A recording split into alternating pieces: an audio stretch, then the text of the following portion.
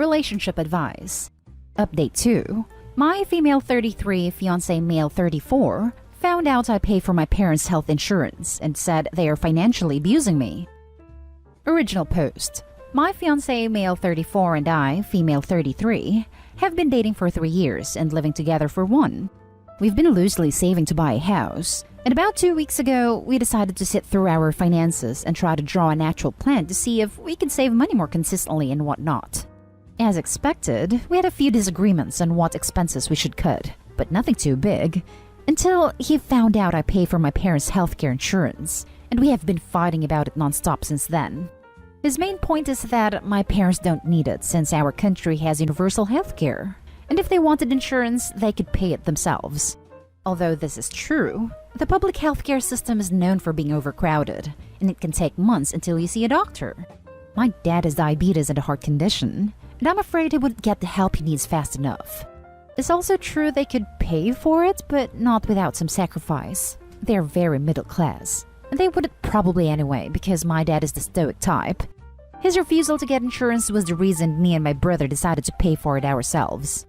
Fiancé also argues that's unfair to spend so much money on them when we're trying to save everything we can for the house and is cutting all of his extra expenses.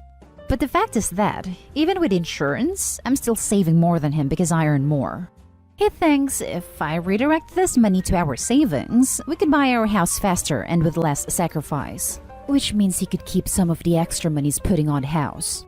I'd rather wait longer if I have to, if it means I can assure better care for my parents if they need it. Plus, that way I'd be paying for more than 2/3 of the house, and I already pay for most of our rent. He thinks I'm being selfish.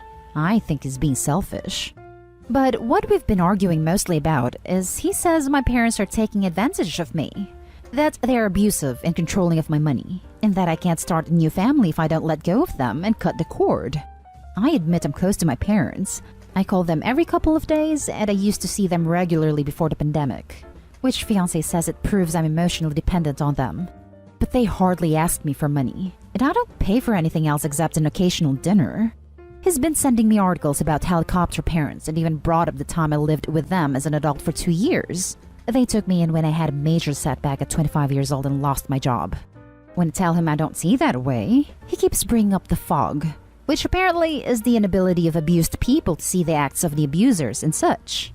My brother is on my side, but his friends says he's right. I was sure about this, but I don't know anymore. I admit he has some points. Is the fact that my parents don't need the money but I still feel like they do a sign of abuse?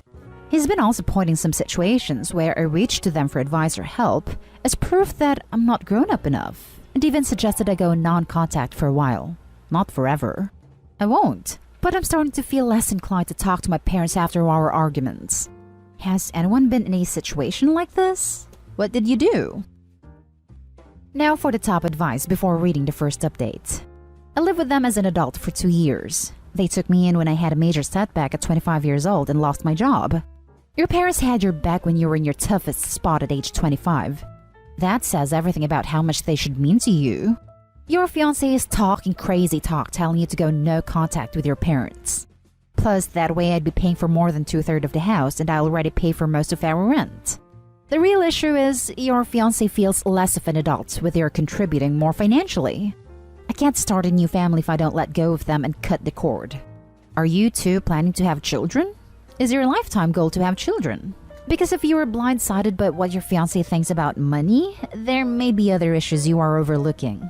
If having children is your lifetime goal, I advise freezing your eggs to give you more options.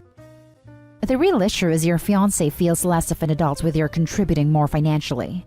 Yet, he is prepared to allow her to contribute even more financially so that he doesn't have to contribute as much. Girl, this man wants all your money to go towards the savings. You already pay for everything. He wants all the money in the savings. Do not freaking do that. That's a huge setup. You make more than him. He wants the extra money in the joint account. You spend too much money. Do you not see what he's doing? Yikes. You have to watch your back with your husband, since you make more than him. Do you guys have a prenup? We're not married yet.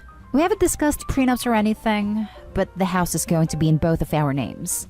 He didn't strike me as a gold digger. He's quite moderate in his spending. But they never do at first, do they? I'll keep that in mind and maybe talk about a prenup after we solve this issue. Thanks. Info. How much does healthcare insurance cost relative to your net income? Info. What is the difference in salary between you two? It does not seem like you're being financially abused. It seems like you recognize that family members help each other. When you lost your job, your parents helped you out. Now it's your turn to help them out. This is not about money for extravagances. This is about health. You should not get married or buy a house together until you are on the same page regarding your finances. I make a bit less than 3 times what he makes, and the insurance costs about 7% of my free income. I don't know how to say it. It's what I get after taxes. It means we may have to save for a bit more time, maybe a year more, if neither of us get any raise. And I would also be fine if he says he doesn't want to put all he can and save some for something he thinks is important. But his issue seems to be more about where the money is going than how much is it. I'm rethinking that after all these comments about him being interested on the money though. Now for the first update. We had agreed on a truce so we could spend holidays in peace, since we were isolated and it was going to just be him and me. Christmas was relatively okay, but the next day my mom sent us some leftovers from their dinner, which turned out to be a full meal that she clearly cooked for us. Fiancé got pissed about it. We argued once again about my parents being controlling. He said they couldn't leave us alone to even have a holiday in peace, and how I wasn't grown up enough to make myself a dinner and my mom had to send food. I'm not a great cook, but I get by and I did make us dinner the night before. I never depended on my mom to feed us. But he brought up other occasions where my mom had sent us food, and that's not something you do for adult children. He also said he can't trust me with the money after what he found out and insinuated he would be the one in charge of our finances once we got married. But he backed off when he saw how mad I got. Long story short, we argued for a couple more days about it, and I ended up leaving the apartment. We didn't officially break up, but it's been several weeks and it looks permanent. He reached out a couple of times to see if I had come to my senses, but every attempt at a talk turned into another argument, and I'm just tired. I rented another place and haven't told anyone about what happened yet, but apparently he did, because I got some nasty messages from a few of his friends. So I guess he already made up his mind. Most of my things are still at the apartment, I hope, so I still have to figure that out. I'm just living day by day. It's hard wrapping my mind around the whole situation because it doesn't make sense to me. It does not seem like a good enough reason to break up a 3-year relationship, but it is what it is. Thanks to everyone who helped me on my original post. I guess you all saw this coming. Edit. Some people came up with the fair point that this is only my POV, which is true, but I don't have a neutral third party to ask about it, because the only people I think know what's happening are my brother and my fiancé's friends. So not really unbiased. But there's an important thing that I left out because I don't want to think is the reason for all of this, but maybe it is. My parents are not my bio parents. My mom is my bio mom's sister, who looked out for us when things got bad at home, until she took my brother and I in when I was a teenager. Bio mom is an addict, in and out of the picture, but mostly out for the past 10 years. I lent her money about 5 years ago, and I know I'm not ever seeing that money back. I know my brother did the same on a couple of occasions. Does that change everything? Most people are saying it's a normal thing for parents to do, but maybe it's not normal if they are not your real parents? Maybe that's what bothers my fiancé. I never ask because I'm afraid of the answer. Also, he knew about the money I gave my bio mom, so he might see it as a pattern of me freely giving money to my family? Just to be clear, he never said any of it, although I think that's what he meant when he said I can't be trusted with money. But I got so mad didn't delve into the subject. I'm very aware that because of my background, I'm prone to be in abusive relationships. I'm just trying to figure out if it's my family or my significant other. I'm also aware I need to go back to therapy. I stopped during COVID. That was a mistake. Now for some advice before reading the final update. He reached out a couple of times to see if I had come to my senses. Answer should be, yes, we're done. Yep, up along with being a good girl. This is a typical abuser language. You make 2/3 of the income, make most of the bills, and he can't trust you with money? The only person here who is being financially abusive or controlling is him. He is trying to cut you off from normal and healthy relationships in an effort to control you. He sure as hell is not entitled to tell you what to spend your money on when you already pay more than half the bills.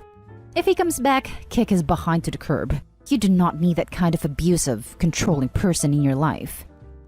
There is nothing wrong with a parent sending their child food either. My mom used to send me home with things she cooked for me, and she even made food for my brother and his wife. Frozen casserole so they had a break once in a while. She didn't dictate how or when we should eat it. I bet it's pissed you were paying most of the bills. For Pete's sake. Now for the final update. So last time people were very nice, reaching out and opening my eyes to the situation, and they brought up a lot of things I wasn't thinking about. So I thought you deserve some closure, even if it's not a very positive one. I tried to solve the old apartment issue first, because as some people guessed, I was still paying for it, mostly to avoid a conversation. I texted him asking for a good time to go over and pick up my stuff and talk about financial agreements. He called me immediately and asked if I was breaking up with him. Like, you did it already? So we started arguing over the phone, until he suggested I come over so we could settle things properly. So I went by myself. Such a good idea. Surprising nobody. Talking in person didn't change anything, and we kept fighting just the same. Except he was becoming more and more aggressive because I was standing my ground in us breaking up. He said some pretty harsh and defensive things, which he never did before. And it hurt, but only confirmed my decision. Until he said that he talked to my brother about us, and that totally set me off. He said my brother agreed with him that my parents were overbearing and even agreed to back off for a while to let me grow up. I guess he thought that having my brother on his side would convince me he was right. It was such an obvious lie, but I was suddenly filled with utter terror that my brother shared his opinion about me, or would want to get away from me, or I don't know. I knew it wasn't true, but at the same time, the mere idea of a world where this would happen completely shattered me. I don't know. Anyway, I started to hyperventilating while he was talking, and since I was unable to respond, he just went on and on about how things were going to work from now on, and worse things I don't want to repeat. At some point, I just dissociated, like I used to when I was a kid and the abuse got really bad, and can't remember almost anything after that. All I remember was pressing the phone on my face really hard. Apparently, I called sister-in-law at her work and didn't say anything, so she sent my brother to check on me, and he took me to the hospital. I'm getting better now, but I'm having a lot of PTSD episodes. Mostly, I'm having a hard time accepting how he could be so manipulative, and I never knew. My brother and sister-in-law think he set me off on purpose, as he knew my past and all my triggers. I don't want that to be true, but I have a flash of memory where I'm crawling away from him because I couldn't speak, and he just sort of laughed and kept talking. I know memories from dissociative episodes can't be trusted though. I finally went to the older apartment over the weekend again with my brother and his friends and took everything that's mine. My ex was nowhere to be seen, and it looked like he hasn't been over in a while. This week I'll talk to the landlord about the rent, and my brother is helping me deal with our joint account. We don't have anything else connecting us, so I think that's it. I've been on medication, which I hate, but I like to think I've overcome worse scenarios. I guess at the end, my ex kind of had a point about me being emotionally dependent on my family. He just missed the target. Thanks to everyone who gave advice and tried to help. I won't be updating this anymore. Now for closing comments. I'm so sorry he treated you like that. Give your sister-in-law and brother and especially your parents a hug as soon as it's safe. You should feel proud you stood up so well. Stood up for yourself and for your family. Your ex had no point about you being dependent. He was just trying to bring you down and isolate you. Having family to lean on during a difficult time like this is a completely natural thing to do. None of those things he said had any basis in reality. I'm very sorry this happened to you, but you're already moving on and doing a great job. You are stronger than you think. Good luck. I read all of your posts, and I'm so glad you have such a strong and supportive family structure. I'm also glad you didn't let that little turd ruin your relationship with your amazing supportive family. I hope things get better for you from here. Thank you so much. I hope so too. My brother and sister-in-law think he set me off on purpose, as he knew my past and all my triggers. And he was laughing at one point? He's a sociopath. File a restraining order now. Well, I can't be sure about that. I don't have a clear memory about it. My first thought is that it was a fight that got out of hand. He hasn't contacted me ever since. Now for the last story. Father-in-law is living with us. It's driving me crazy and slowly destroying my family life and my mental health. Bit of background. Me, female 30, live with my long-term partner, male 30, and our little boy. My partner's parents moved back from abroad last year, and they were staying with my partner's brother, sorting out where they were going to live. And then in October last year, they had a huge fight and decided that they were going to separate. My partner's brother chucked his dad out and allowed his mom to stay. And we were not given any choice but to take his dad in. I have never really got on with his dad, and I didn't want his dad to stay with us as I knew that things would end up how they are now. His dad has savings and a small income, so could afford to rent a small place somewhere, but my partner would not let his dad do this. I was so overruled when I said that I didn't want him to stay. My partner said that as soon as his dad gets a job, he can find somewhere to live. But he is being realistic in the jobs he wants to get. His dad has now been with us for 4 months, and there has been mounting problems ever since. His dad is very controlling. He has tried to take over all the day-to-day running of the house, which I have kicked back at, as it is not his house. I'm not against him helping out, but not to take full control. His dad also likes to stay up for the majority of the night, so sleeps until at least midday. Luckily, my son is still able to go to nursery during the week, but we have to try, I don't bother anymore, to keep him quiet at the weekend so my partner's dad can sleep. He undermines us constantly with our little one. For example, we will ask our little one to do something, or he will be in the process of doing something, and my partner's dad will distract him or try to get him to do something else. He will tell our son not to listen to mommy and daddy. He will also get our son to break the rules, such as no throwing balls in the house, no sliding down the stairs, and other things like that. He has also got a thing about our son being underweight. Our son is not underweight. He is a healthy, very active petite kid who eats loads. However, he is trying to take on a role of getting our son to eat. I am furious, and I have discussed this with my partner, and he doesn't see it as a problem. But I am so annoyed, as it is not his father's place to do anything. So ultimately, I am frustrated, angry, feel like I'm being judged constantly in my parenting skills by his father. My mental health is suffering. My relationship with my partner and my child is suffering. I feel like I can't be the mom I want to be, as I constantly feel anxious and on edge. I feel uncomfortable in my own home. I don't feel like I can relax. I have spoken to my partner a few times now about it, and he just tries to blow me off most of the time, and that he doesn't understand where I'm coming from. That a lot of it is just in my head. That his dad is trying to find a job, etc., etc. It came to a head last night where we had another massive argument about it. I don't think I can even be in the same room as his dad anymore, as I don't think I can control myself, as I just want to tell him to get out of my house. It has got to the point where if I never see my partner's father ever again, it wouldn't bother me. So where do I go from here? I have thought about leaving, but I don't want to leave my child or uproot my child from a normally fun and loving home. Now for the top advice before reading the little update. Sit down with Hubs with father around. Tell Hubs you can't live this way. If you have family you can stay with, take the baby and go relax for a bit. Get a hotel if you need to. Let Hubs know you will be back when father-in-law leaves. Father-in-law doesn't plan to leave, and I think you have a sense about that too. The fact that you weren't even asked and shut down several times about him to leave isn't okay. Also, this isn't a loving, fun home. Baby has a mother whose mental health is suffering. Baby has a grandfather who undermines mom at every turn. The fact that you weren't even asked and shut down several times about him to leave isn't okay.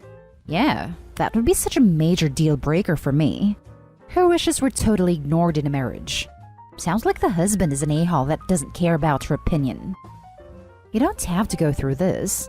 You are a second-class citizen in your own home, like a child with no say. On the top of that, your authority as a parent is being demolished, which is very bad for the kid. And your role as an equal in the house is gone. For all that, I'd tell your husband that you can't take it anymore, and that if by Friday morning father-in-law is not out, then you and the kid will be out. No need to make a big scene. Just as calmly as you can inform him of your decision.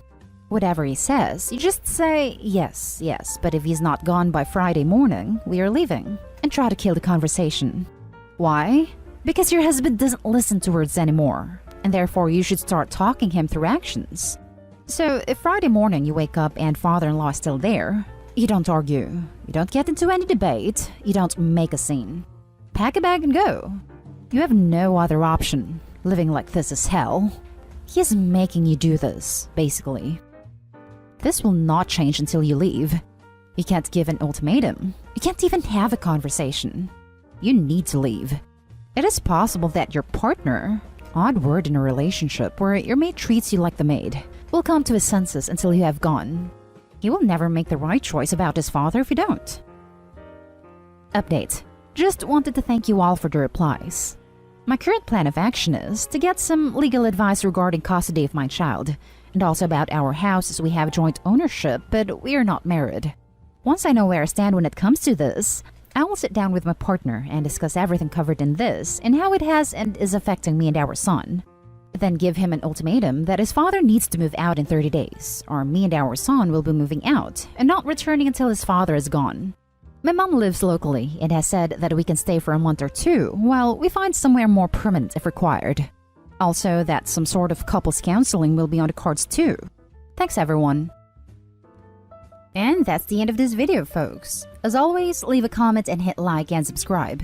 And if you want more of this content, turn your notification on to get updated on the latest videos. And I'll catch you in the next one. Stay safe.